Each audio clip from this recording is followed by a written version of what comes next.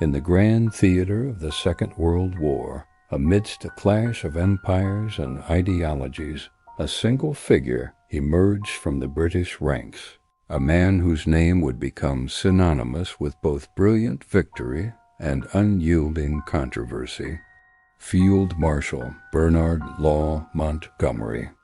To some, he was the savior of North Africa, the meticulous planner who delivered the Allies their first great land victory against the German army. To others, he was an insufferable egotist, a cautious commander who clashed with his American counterparts. But who was the real Montgomery? Behind the famous beret and the confident pronouncements lay a complex and often misunderstood man, forged in the fires of Victorian discipline and the crucible of the Great War. This is the story of the man they called Monty, a journey from a challenging childhood to the highest echelons of military command, a tale of ambition, strategy, and the relentless pursuit of victory.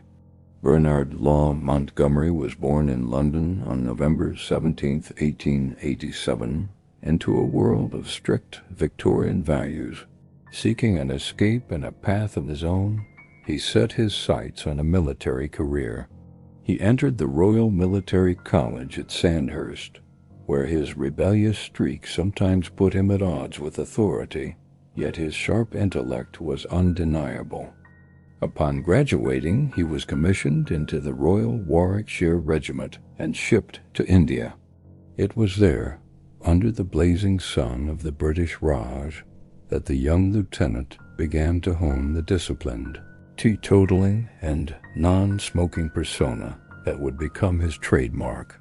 He was preparing himself, though he didn't know it yet, for the cataclysm that was about to engulf Europe.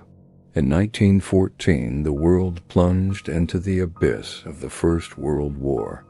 Lieutenant Montgomery and his men were among the first to be deployed to the Western Front. The romantic notions of warfare were quickly shattered by the brutal reality of the trenches. In October, during the First Battle of Ypres in Belgium, Montgomery's war almost came to an abrupt end. Leading an attack, he was shot through the right lung by a sniper's bullet. The wound was so severe that a grave was dug for him.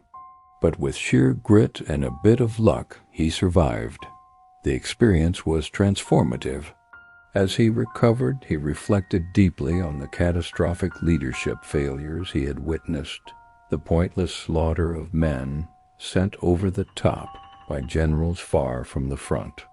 He vowed that if he ever held high command, he would do things differently.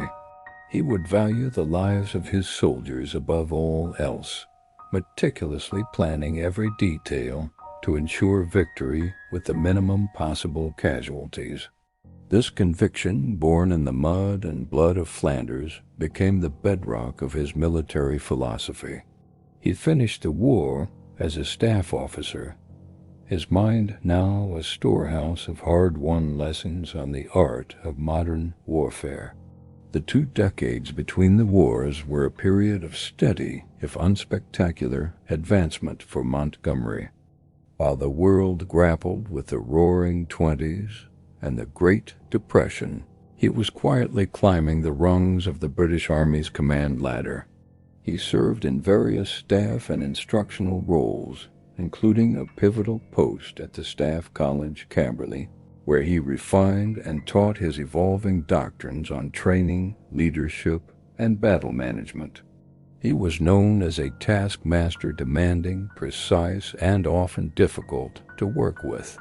He had little time for social niceties or army traditions he considered inefficient. This single-minded focus on professionalism earned him respect, but few friends. When Britain declared war on Germany in September 1939, Montgomery was in command of the 3rd Infantry Division, which he led to France as part of the British Expeditionary Force. During the Phoney War and the subsequent Battle of France, he was horrified by the lack of preparation and coordination among the Allied command. When Germany's blitzkrieg smashed through the Ardennes, Montgomery's division performed admirably during the retreat to the coast. His calm and professional handling of his troops during the chaos of the Dunkirk evacuation solidified his reputation as a first-rate commander. Back in Britain, as the nation braced for invasion, he was given increasingly important commands, tirelessly training his troops and instilling in them a sense of invincibility. But his defining moment was yet to come. In August 1942, with the British Eighth Army in Egypt demoralized and on the verge of collapse against Rommel as famed Afrika Korps, Winston Churchill took a gamble. He sent for Montgomery. Arriving in the North African desert, Montgomery found the Eighth Army's morale at rock bottom. He immediately took command, exuding an electrifying confidence. He famously declared there will be no more retreat. He toured the front lines, not in a staff car, but in a tank, speaking directly to the soldiers, promising them a victory. He sacked commanders he deemed unfit, brought in his own men, and began a rigorous program of training and reorganization. He refused to be rushed into a premature attack, instead accumulating an overwhelming superiority in men, tanks, and artillery. His plan for the Second Battle of El Alamein was a masterpiece of methodical planning. It would not be a dashing cavalry charge, but a dogfight, a brutal, grinding battle of attrition that would break the back of the Axis forces. On the night of October 23, 1942, under a full moon, 1,000 British guns opened fire, and the battle that would turn the tide of the war began. After 12 relentless days of fighting, Rommel's army was broken and in full retreat. The church bells rang out in London for the first time since 1940.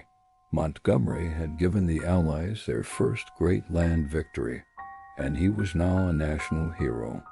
Following his triumph at El Alamein, Montgomery's star was firmly in the ascendant.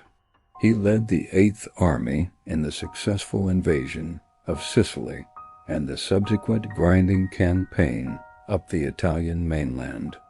But as the war effort became increasingly dominated by the industrial might of the United States, Montgomery found himself working alongside and often clashing with powerful American commanders.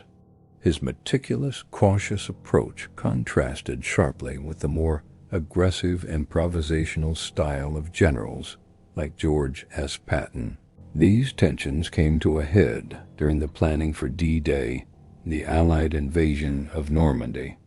As the ground forces commander for the initial invasion, Montgomery's strategic vision was crucial.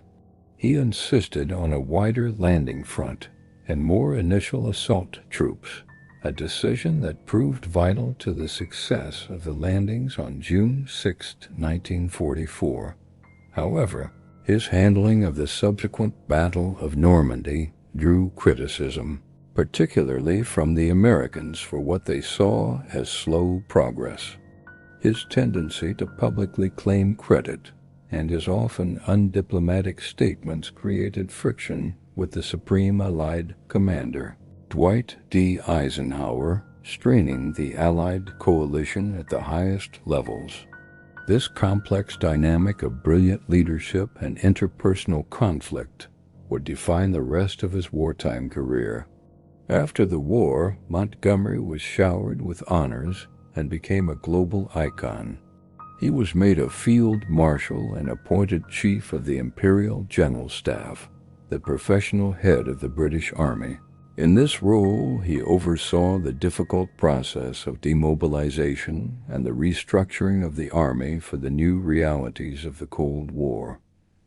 He later served as Deputy Supreme Allied Commander Europe for NATO, continuing to shape Western military strategy. In retirement, he wrote his memoirs, which were characteristically blunt and reignited many of his old wartime controversies. He remained a public figure, never shy of expressing his opinion on military and political matters. Truth, as is often the case, lies somewhere in between. He was a man of his time, disciplined, determined, and utterly convinced of his own abilities. He promised his soldiers victory, and at the crucial moment, he delivered it. Bernard Montgomery's life was a testament to the power of preparation, self-belief, and an unwavering will to win. He was a complex man who demanded perfection from himself and all who served under him. A strategic master who understood that battles are won not just with courage, but with meticulous, exhaustive planning. His story is a vital chapter in the history of the 20th century, a reminder that the path to victory is rarely straightforward. If this story of a complex hero resonated with you, show your support by hitting the like button, subscribing to our channel, and turning on notifications. There are countless other figures from history whose stories deserve to be told, and with your help, we can continue to bring them to light. Thank you for watching.